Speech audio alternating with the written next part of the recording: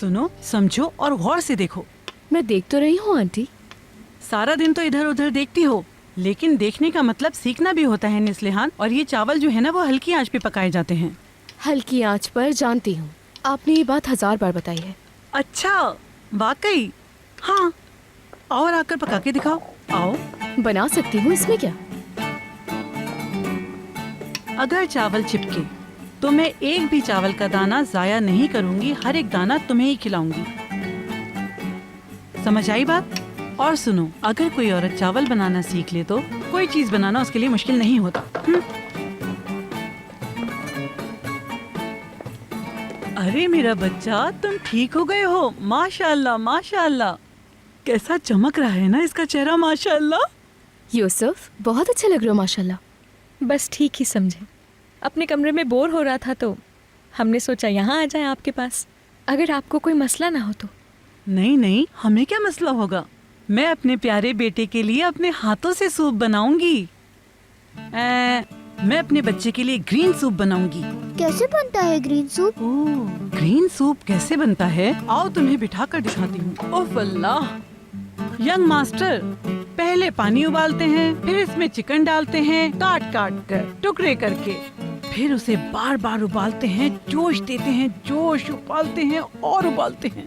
उबालने के बाद इसमें इसके फ्रेंड्स डालते हैं, इसे गाढ़ा बनाते हैं। जब गरम गरम सूप पियोगे तो मुंह जल जाता है। और इसके फ्रेंड्स तेज होते हैं। ये फ्रेंड्स कौन होते हैं? इसके फ्रेंड्स कौन है?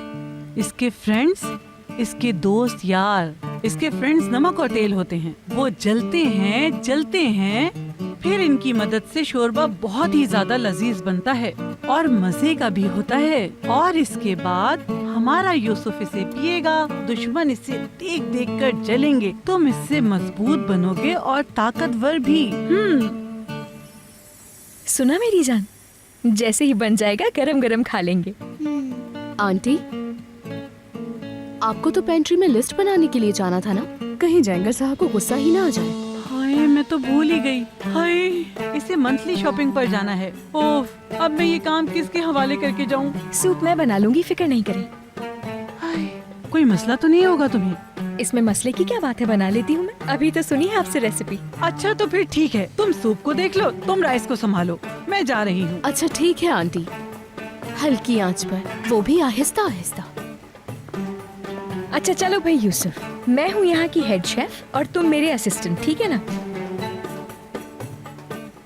उफ, मैं तो असिस्टेंट बनकर फंस गई हूँ यहाँ। मैं कभी भी ये राइस टेस्ट पास नहीं कर सकती। आंटी उम्र भर यही कहती रहेंगी, चाहे जितना भी अच्छा काम कर लूँ। दिखाना जरा मुझे। इसकी आंच कम कर देती हूँ वरना उबल जाएगा फौरन।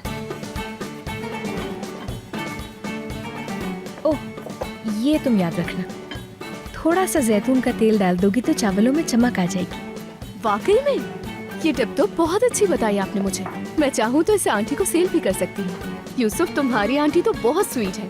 मैं हैरान थी कि बच्चा इतना स्वीट कैसे हो सकता है। लगता है तुम अपनी आंटी का बहुत सारा ख्याल रखते हो। सही कह रही हो ना?